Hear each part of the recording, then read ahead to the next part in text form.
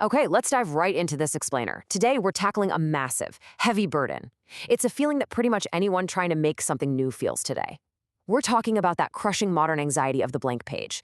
You know, that profound, intimidating expectation that true brilliance means you have to conjure a groundbreaking idea entirely out of thin air.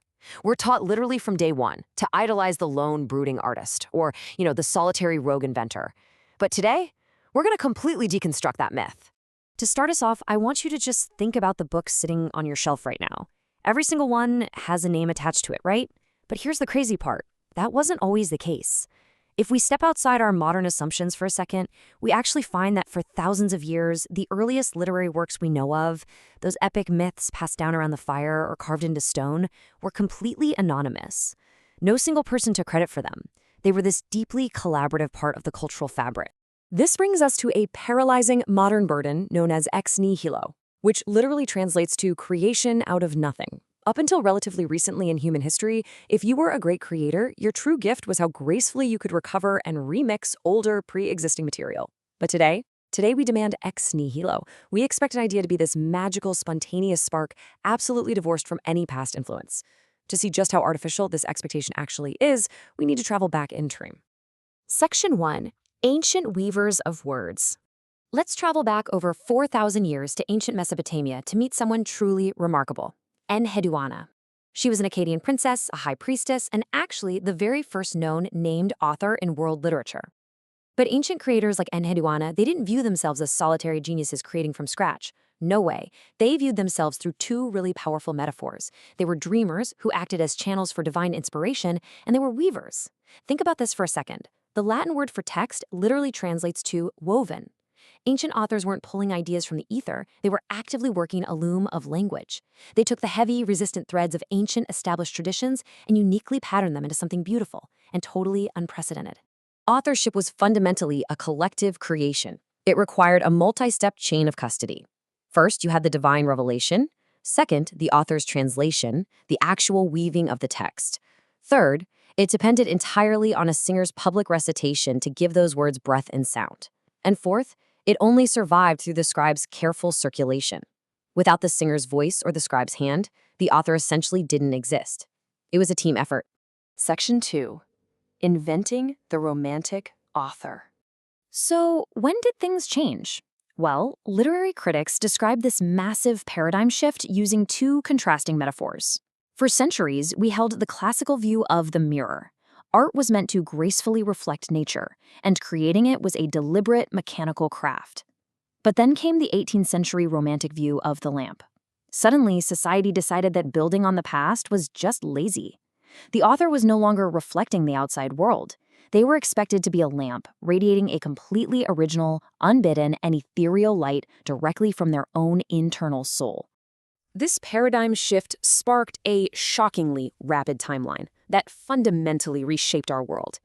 In 1759, writer Edward Young published a manifesto pushing this new romantic ideal. By 1793, philosopher Immanuel Kant formalized it with his personality theory, inextricably linking the creator's soul to their intellectual property. And by the 19th century, this philosophical engine crashed right into the real world, dramatically transforming European property and copyright laws. The modern intellectual proprietor was officially born. Just look at the exact words Edward Young used in his 1759 essay. He completely throws out the classical idea of a creator as a master remixer. Instead, he uses this biological metaphor. It grows, it is not made. The idea here was that an imitator simply builds a machine out of borrowed parts, but a true genius organically grows a beautiful flower from their own unique roots. Originality became the sacred prize, and borrowing became a sin. Section 3. The reality of progress. We absolutely love the myth of the lone genius toiling away in a lab until a flash of insight suddenly strikes. But the hard historical truth is that complex inventions, like the television, for example, were actually invented simultaneously by multiple independent teams. Why does that happen? Because of combinatorial creativity. This is the deliberate, cumulative rearrangement of an existing shared database of human knowledge to solve new problems. It happens when the foundational ideas are simply in the air, just waiting to be connected.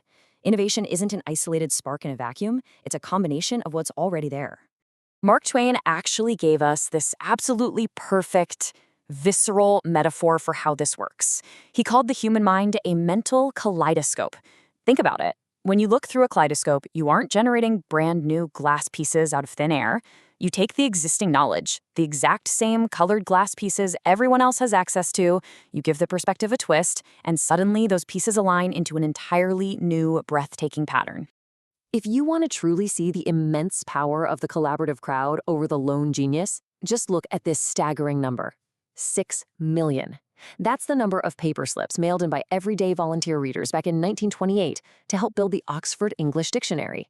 That is an absolutely massive amount of paper.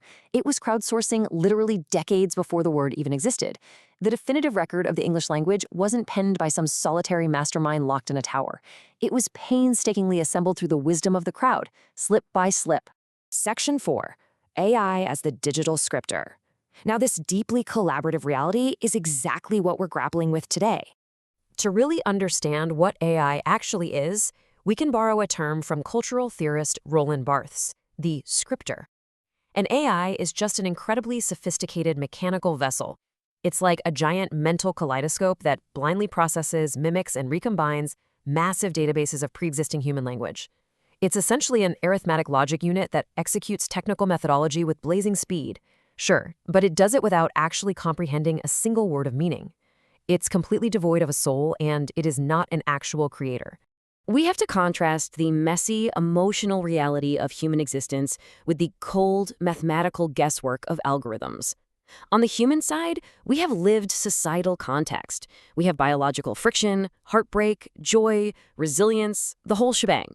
On the AI execution side, there's zero emotional friction.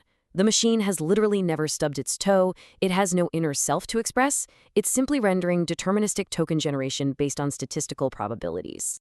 To anchor this argument, we looked to the brilliant philosopher Hannah Arendt. She proved that authentic art requires praxis, an active, engaged doing completely inseparable from human consciousness. It requires fighting your way through the physical maze of life. That biological friction, that historical sweat of staring down a blank page, that is the true engine of originality. An algorithm fundamentally cannot replicate that emotional friction. Section 5. The record of sweat. Let's look at how human effort remains absolutely irreplaceable in this wild new digital frontier. Because AI lacks conscious agency, our legal systems are actually quietly reviving a historical concept, the sweat of the brow doctrine. We're facing a battle between human protorsion and algorithmic distortion. Algorithmic distortion is that random, unpredictable mathematical guesswork of the machine. Human protorsion, on the other hand, is the proactive, painstaking effort of the human mind actively steering, pruning, and correcting those bizarre distortions. The human pilot has to actively bend the machine back toward their exact mandate. This leads us to a terrifying but honestly brilliant concept coined by tech scholar Madeleine Claire-Leich, the moral crumple zone. Just like the front of a car is explicitly designed to crush upon impact to protect the passengers, tech companies intentionally design complex automated systems with humans in the loop to act as shields. Think about that. If you claim authorship over an AI output, you bear the agentic tort, the legal liability. If you aren't rigorously piloting the machine, you are merely acting as its moral crumple zone when it inevitably fails. To prove that you are actively piloting, the digital world is moving towards what's called a record of sweat. This is a highly visceral concept. It's cryptographic, mathematical proof permanently anchoring the bit-perfect truth that real, physical human effort took place. It's the ultimate verification that actual metabolic human energy, horsepower, and intent were spent to execute the digital mission. And to show you what actual, verifiable human effort looks like on the digital network today, consider this massive scale. 55.5 million. That is 55.5 million tokens of metabolic flux recently measured in a massive proof-of-process system. It stands as a literal monument to modern digital orchestration, proving mathematically out at the leaf nodes of the network that a sovereign human pilot was undeniably at the wheel. And this completely redefines your role today. You are not a solitary, romantic genius pulling ideas out of an absolute vacuum. You are the algorithmic orchestrator. The machine handles the tedious technical execution, the literal painting of the pixels and the syntax of the code, but you, the human, provide the vital rhetorical control, the strategic intent, and the overarching mandate. You are a masterful modern weaver, commanding the machine. As we wrap up this explainer, I want to leave you with this final provocative thought. As we plunge deeper into this agentic era where machines effortlessly mimic outputs, your role is no longer just generating raw content. It's architecting actual meaning. So what's it going to be? Will you passively act as a moral crumple zone and settle for a facsimile of intelligence? Or will you actively wield the divine script, embrace your biological friction, and claim the true magic of authorship? The choice to steer the kaleidoscope of the future is entirely yours. Thanks for joining me on this explainer. Keep learning, keep questioning, and I'll catch you next time.